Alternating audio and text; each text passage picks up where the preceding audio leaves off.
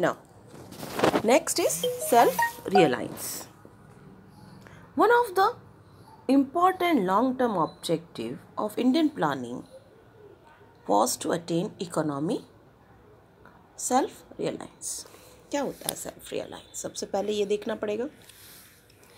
तो self-reliance implies reduction in the dependence on foreign aid or concession, foreign capital.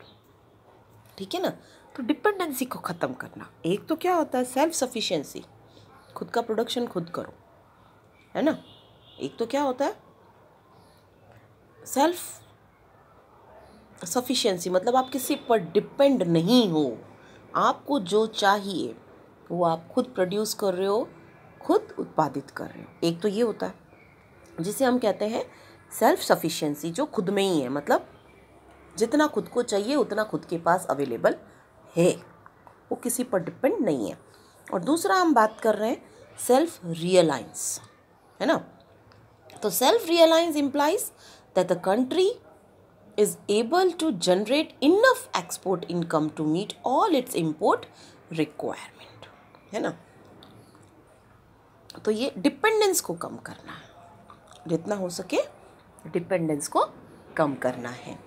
In fact political independence without economic independence would be incomplete and meaningless. तो India had to import huge amount of food grains from abroad. You know very well कि हमारे को जो food grains चाहिए वो भी हम लोग क्या कर रहे हैं, इम्पोर्ट कर रहे हैं नाउअडेज. ठीक है. तो she had also to depend on other countries for the supply of heavy machinery, transport equipments, machine tools, electric instrument etcetera, है ना. तो this was required for the expansion of our growing industrial sector and building strong infrastructure base in the country after independence. तो यहाँ पर क्या मतलब हुआ self रियलाइंस का, कि डिपेंडेंसी को कम करना. ठीक है ना. अब आजकल कोई भी कंट्री ऐसी नहीं है कि जो सेल्फ सफिशिएंसी को लेकर चलती हो, कि अपने आप में पूरी है, जिसे किसी से कुछ भी लेने की ज़रूरत नहीं है. ऐसा है नहीं, क्योंकि हमारी जो वांट्स हैं वो अनलिमिटेड है, बढ़ती ही जा रही है, कभी कंप्लीट होती ही नहीं है. ठीक है. तो इस वजह से हम ये नहीं कह सकते कि कोई भी कंट्री जो है वो सेल्फ सफिशिएंस है, जो किसी पर डिपेंड है ही नहीं, कुछ भी उसको कहीं से लेने की ज़रूरत नहीं पड़ती. ऐसा होता नहीं, किसी न किसी को कुछ ना कुछ कहीं ना कहीं से लेने की ज़रूरत पड़ती है. तो कोई सेल्फ सफिशिएंस तो है ही नहीं, है ना. तो सब सेल्फ रियलाइंस वाली बात ही करेंगे कि हम लेते भी रहें और देते भी रहें. हमको हमारे एक्सपोर्ट को बढ़ाना चाहिए, इम्पोर्ट्स को कम करना चाहिए. तो ये है यहाँ पर सेल्फ रियलाइंस का. तो इसके 2 एस्पेक्ट हैं. जो सेल्फ रियलाइंस की हम बात कर रहे हैं उसके 2 एस्पेक्ट हैं.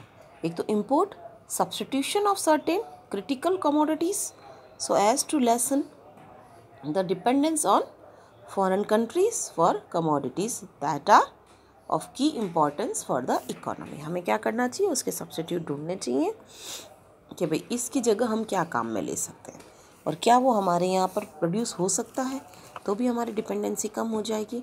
और दूसरा promotion of the export, so we can earn more to pay our rising bills of import. या फिर हमें क्या करना चाहिए कि हमारे एक्सपोर्ट्स को इतना बढ़ा देना चाहिए कि जो हम इम्पोर्ट करते हैं उनका जो बिल है उसे कंपनसेट हो जाए.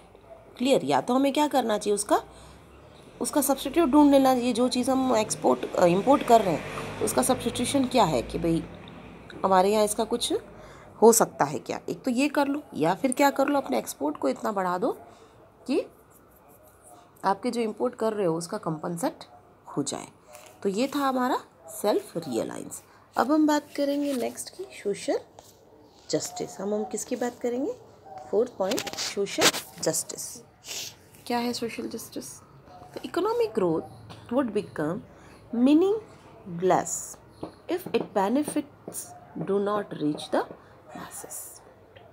जब तक इकोनॉमिक ग्रोथ का फ़ायदा हमारी कॉमन पीपल तक नहीं पहुंचेगा तब तक उस ग्रोथ का कोई फ़ायदा है ही नहीं, है ना. इकोनॉमिक ग्रोथ का फ़ायदा आज हमारे सिटीज़न तक, इंडिया के कंट्री के जो बाशिंदे हैं जो रहते हैं यहाँ पर, वहाँ तक नहीं पहुँचता है तो उस ग्रोथ का कोई मायने है ही नहीं। ठीक है, तो a country can have high growth and also have most of its people living in poverty. अच्छा लगेगा ये सुनकर कि कंट्री तो बहुत अच्छा ग्रोथ कर रही है पर मोस्ट ऑफ द पीपल यहाँ के क्या है, गरीब हैं। तो सुनने में भी अच्छा नहीं लगता है ना।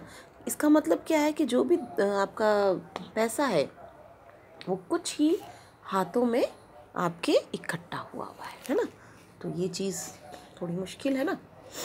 तो therefore establishment of socialistic pattern of society, क्या मतलब है इसका, सोशलिस्ट पैटर्न ऑफ सोसाइटी? तो where each member of society would get equal opportunities in the fields of education, health, nutrition and occupation। ये मतलब है आपका pattern of socialist pattern of society का। तो the socialist pattern of society has been one of the objective of our plan. इसमें क्या क्या हमें स्टेप लेने चाहिए सोशल जस्टिस के लिए? तो सबसे पहले हमें करना चाहिए existence and preservation of a democratic setup in the country, efforts to attain economic and social equalities, reduction in regional inequalities, और जो रीजनल इनइक्वालिटीज़ को कम करने के साथ साथ जो बैकवर्ड रीजन है उन्हें डेवलप करने के प्लान भी हमें बनाने चाहिए। Next, avoidance of concentration of economic power in a few hands और family, उसको अवॉइड करना चाहिए। उसके बाद special care of backward and weaker section of the society. इसके लिए सरकार समय टाइम टू टाइम आप देख लीजिए प्लान करती रहती है, नए नए प्रोजेक्ट लाती रहती है। Special care of those who can not help themselves, such as women, children, handicapped, infirm persons, जैसे वीक और सिक पर्सन है उनकी बात करें एक्सेट्रा। ओके, तो इस तरह से हम सोशल जस्टिस ला सकते हैं। Now increase in employment. Next क्या है आपका, इंक्रीज इन एम्प्लॉयमेंट। ऑब्वियसली जब तक आप एम्प्लॉयमेंट को इंक्रीज नहीं करेंगे आप अपनी जनता को, आपके सिटीज़न को डेवलप नहीं कर सकते, और जब तक वो डेवलप नहीं होंगे तब तक सोशल जस्टिस नहीं आएगी और आपका कंट्री जो वो है वो एक बेहतर कंट्री नहीं माना जाएगा। तो आपको क्या करना चाहिए, एम्प्लॉयमेंट में बढ़ोतरी करनी चाहिए, एम्प्लॉयमेंट को इंक्रीज़ करना चाहिए। तो यहाँ पर बात कर रहे हैं हम जो another major objective of our plans has been better utilization of manpower, resources and increasing employment opportunities. It can be regarded as a precondition for the elimination of poverty. Measures have been taken to provide employment to millions of people during various 5-year plans, but the employment generation has not kept pace of the growth of labor force in India.